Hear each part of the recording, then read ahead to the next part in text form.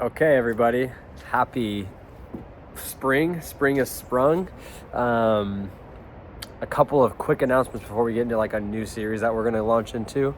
So the first week of April, where we go back and meet in person, which I think is next week, by the way. Let me just double check my calendar here real quick. 1 second.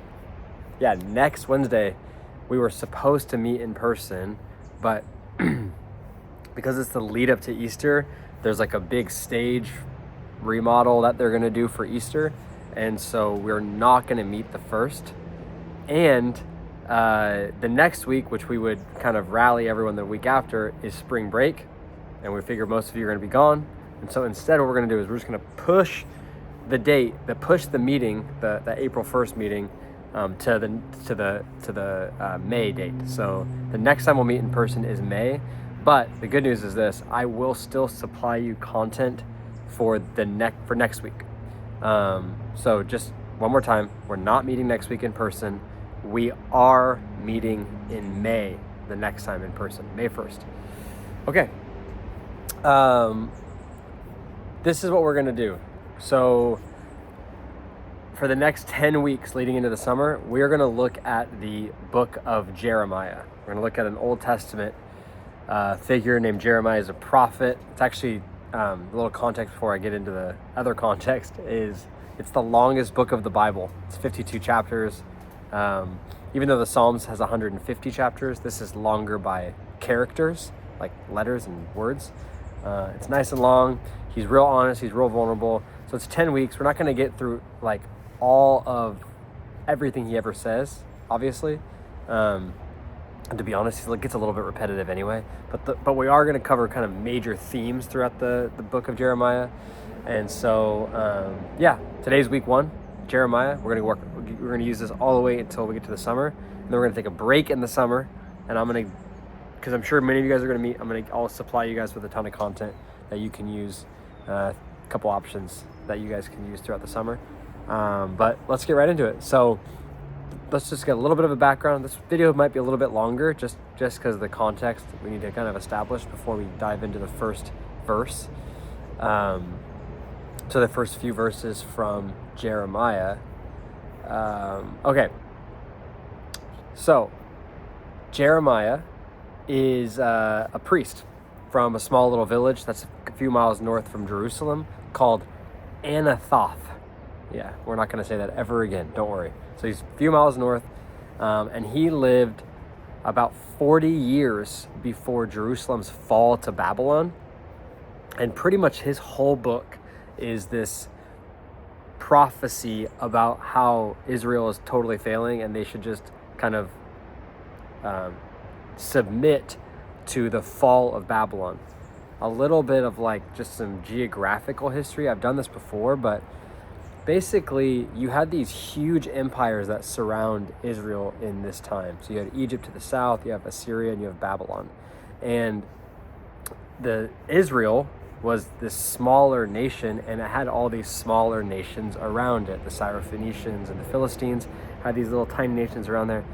And I heard this one scholar basically say, Israel and the little nations were like the mice, and then these big nations are like the cats. And, there would be some problems at home in Egypt and Assyria and Babylon, and then all these nations would retreat back to their home, and they would deal with the stuff that's like kind of like, inside of their nation, kind of deal with the issues. But then when things were good and they were at peace, they would go back into Israel or, and go into Israel and take them captive. So this is what we're seeing right before Israel is taken captive by Babylon. And Jeremiah is speaking to the Israelites and basically saying, hey, listen, you're on the verge of a spiritual collapse. Well, it's really Judah and Israel, but he's primarily in Judah, which is the southern kingdom. Anyway, he's like, you're on the verge of spiritual collapse. And the rise of Babylon, this superpower, is going to come, and they're going to wipe us out. And basically no one listens, and then the whole city is taken captive. But there's a lot of hope in here. There's a lot of promise for the future. And there's a lot of stuff that we can glean from Jeremiah just from the the beginning. So let's get right into it. Do a quick teaching just on the first section. So that's the context. Now let's do a short, quick teaching on Jeremiah chapter 1. So here goes. Chapter 1, starting in verse 1. The words of Jeremiah, son of Hilkiah, one of the priests at Anathoth, thought I would say it once, saying it twice, in the territory of Benjamin. The word of the Lord came to him in the 13th year of the reign of Josiah, son of Amon, king of Judah, and through the reign of Jehoiakim, son of Josiah, the king of Judah, down to the 5th month, 11th year of Zedekiah, the son of Josiah, king of Judah, when the people of Jerusalem went into exile. Okay, all the context that I just said was way more complicated right there. There you go. Here you go. Verse 4. The word of the Lord came to me saying, this is in first person, before I formed you in the womb, I knew you. Before you were born, I set you apart. I appointed you as a prophet to the nations. Alas, sovereign Lord, I said, I don't even know how to speak. I'm too young. But the Lord said to me, do not say I am too young. You must go to everyone I send to you and say whatever I command you. Do not be afraid of them, for I am with you and will rescue you, declares the Lord. Then the Lord reached out his hand, touched my mouth, and said to me, I have put my words in your mouth. See, today I appoint you over nations and kingdoms to uproot and tear down and destroy and overthrow, to build and to plant. Okay, big idea right here at the forefront. God's knowledge of you precedes all the knowledge of yourself. God's knowledge of you precedes all of your knowledge of yourself. Your identity, this is very important. Your identity is not built on what you've done or who you've become or who you are becoming or what you're going to do. It was established, given before you had a chance to do anything at all. So, just for context, right? Or, just maybe as an example, I should say, when I introduce myself, I typically describe what I do, right? Hey, tell me about yourself. Oh, I'm a pastor. I work in a church in Danville, blah, blah, blah, blah, blah, that kind of thing, right? And I'm sure you do the same thing. Oh, it's like, oh, hey, what do you do? Or tell me about yourself. And then you end up telling them what you do. You might tell them about your family. And what God is telling Jeremiah is, like if he introduced himself, it would be nothing. It'd be nothing worthy, nothing noteworthy. He's young. He might be from a nice priestly family, but he's not famous. He hasn't done anything yet. And he gets called at like the worst time in Israel's history. The whole nation's about to fail. There's no success waiting for him, no platform. Just like God's word with him, that's literally about to like cost him his life. And that's it. Like his whole core identity is found not in his future accomplishments of being a prophet. It's found in what preceded him.